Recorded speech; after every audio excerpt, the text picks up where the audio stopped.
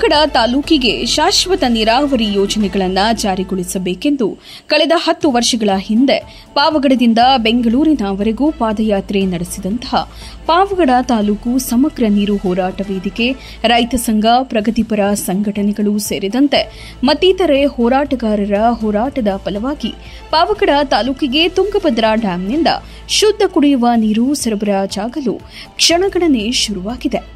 ಈ ನಿಟ್ಟಿನಲ್ಲಿ ಪಟ್ಟಣದ ಎಸ್ಎಸ್ಕೆ ಸಮುದಾಯ ಭವನದಲ್ಲಿ ಏಪ್ರಿಲ್ 21ನೇ ತಾರೀಕಿನ ಸೋಮವಾರದಂದು ಬೃಹತ್ ಸನ್ಮಾನ ಕಾರ್ಯಕ್ರಮವನ್ನು ಪಾವಗಡ ತಾಲೂಕು ಸಮಗ್ರ ನೀರು ಹೋರಾಟ ವೇದಿಕೆಯಿಂದ ಹಮ್ಮಿಕೊಳ್ಳಲಾಗಿದೆ ಎಂದು ವೇದಿಕೆಯ ಅಧ್ಯಕ್ಷ ಎಸ್ ಶಿವಪ್ರಸಾದ್ ಪಾವಗಡದಲ್ಲಿ ತಿಳಿಸಿದರು. ಕಾರ್ಯಕ್ರಮದ ಉದ್ಘಾಟನೆಯನ್ನ ರಾಮಕೃಷ್ಣ ಸೇವಾಶ್ರಮದ ಜಪಾನಂದ ಸ್ವಾಮೀಜಿ, ಗುರುಗುಂಡ ಮಹಾಸಂಸ್ಥಾನ ಮಠದ ನಂಜಾವಧೂತ ಸ್ವಾಮೀಜಿ, ಬಾಳೆಹೊನ್ನೂರು ಶಾಖಾ ಮಠದ ವೀರಭದ್ರ ಶಿವಾಚಾರ್ಯ ಸ್ವಾಮೀಜಿ, ಯಲರಾಂಪುರ ಮಠದ ಶ್ರೀ ಹನುಮಂತನಾಥ ಮಹಾಸ್ವಾಮೀಜಿ, ಸಂಸ್ಥಾನದ ವಾಲ್ಮೀಕಿ ಸಂಜಯ್ ಕುಮಾರ್ ಸ್ವಾಮೀಜಿ, ಸರ್ವಧರ್ಮ ಶಾಂತಿಪೀಠದ ಸಿದ್ದಾಪುರ ಮೂರ್ತಿ ಸ್ವಾಮೀಜಿಯವರು ನೆರವೇರಿಸಲಿದ್ದಾರೆ.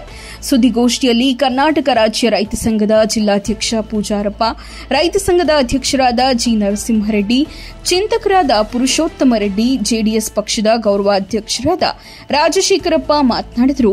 ಮುಖಂಡರಾದ ಜಿಟಿ ಗಿರೀಶ್, ಶಿವಕುಮಾರ್ ಸಾಕೇಲ್, ಕಾವಲಗೇರಿ ರಾಮಾಂಜಿ, ಬ್ಯಾಡನೂರು ಶಿವು ಸೇರಿದಂತೆ ಹಲವರು ಹಾಜರಿದ್ದರು. ಆ ಒಂದು ಕಿಚ್ಚು ಜಾಸ್ತಿ ಆಯಿತು.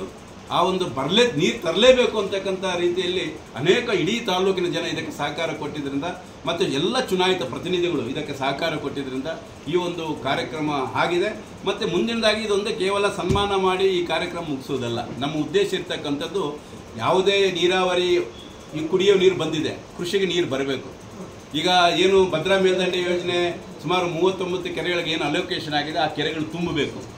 ಏನು ಎತ್ತಿನ ಹೊಳೆ ಯೋಜನೆ 19 ಕೆರೆಗಳು ನೀರು ಬರಬೇಕಾಗಿದೆ, ಆ ಕೆರೆಗಳು ತುಂಬಬೇಕು. ಅಷ್ಟೇ ಅಲ್ಲ, ಇನ್ನೂ ಉಳಿದ ಕೆರೆಗಳಿಗೆ ಕೂಡ ಈ ನೀರನ್ನು ಭದ್ರಾ ಮೇಲ್ದಂಡೆ ಎತ್ತಿನ ಹೊಳೆ ನೀರನ್ನು ನಾವು ತುಂಬಿಸಿದಾಗ ನಮ್ಮ ಹೋರಾಟ ಯಶಸ್ವಿ ಆದಾಗೆ. ಅದಕ್ಕೋಸ್ಕರ ಈಗ ಬೇರೆ ಬೇರೆ ಸಮಸ್ಯೆಗಳು ಬರ್ತವೆ. ಈಗ ನನಗೆ ನಾವು ನೋಡ್ತಾ ಇದ್ದೀವಿ, ಹೇಮಾವತಿ ನೀರಿನ ಭಾಗದಲ್ಲಿ ಇರ್ತಕ್ಕಂಥದ್ದು ಇರ್ಬೋದು, ಕಾವೇರಿ ಜಲಾಶಯ ಇರ್ತಕ್ಕಂಥದ್ದು ಇರ್ಬೋದು, ಬೇರೆ ಬೇರೆ ಯೋಜನೆಗಳು ಏನು ನೀರಾವರಿ ಯೋಜನೆಗಳಿದೆ. ಯೋಜನೆಗಳಾಗಿ 20 ವರ್ಷ ಆದರೂ ಇವತ್ತು ಹೋರಾಟಗಳಾಗ್ತಾನೆ ಇದೆ. ಯಾವುದೋ ಒಂದು ಕಾರಣಕ್ಕೆ ನೀರು ಬರಲ್ಲ, ಮಳೆ ಬಂದು ಡ್ಯಾಮ್ ತುಂಬಬೇಕು, ಡ್ಯಾಮ್ ತುಂಬಿದಾಗ ಕೆರೆಗಳನ್ನು ತುಂಬಿಸ್ಬೇಕು. ಒಂದೊಂದ್ಸಲ ತಡ ಆಗ್ತಾರೆ, ಯಾಕಂದ್ರೆ ನಾವು ಕೊನೆ ಭಾಗದಲ್ಲಿದ್ದೀವಿ, ಪಾವಗಡ ಕೊನೆಯ ಭಾಗದಲ್ಲಿದ್ದೀವಿ. ಆ ಕಡೆ ಇರ್ತಕ್ಕಂಥ ಎಲ್ಲ ಕೆರೆಗಳು ತುಂಬಿ ನಮಗೆ ನೀರು ಬರಬೇಕಾಗಿದೆ. ಆದ್ದರಿಂದ ಈ ಒಂದು ಸ್ಮರಣೆ ಮತ್ತು ಅಭಿನಂದನೆ ಜೊತೆಗೆ ನಮ್ಮ ಜವಾಬ್ದಾರಿಯನ್ನು ನೆನಪು ಮಾಡ್ತಕ್ಕಂಥದ್ದಕ್ಕೂ ಕೂಡ ನಾವು ಈ ಕಾರ್ಯಕ್ರಮವನ್ನು ಮಾಡ್ತಾ ಇದ್ದೀವಿ. ಮುಂದೆ ಯುವಕರ ಒಂದು ದೊಡ್ಡ ತಂಡವನ್ನು ನಾವು ಮಾಡಬೇಕಾಗಿದೆ.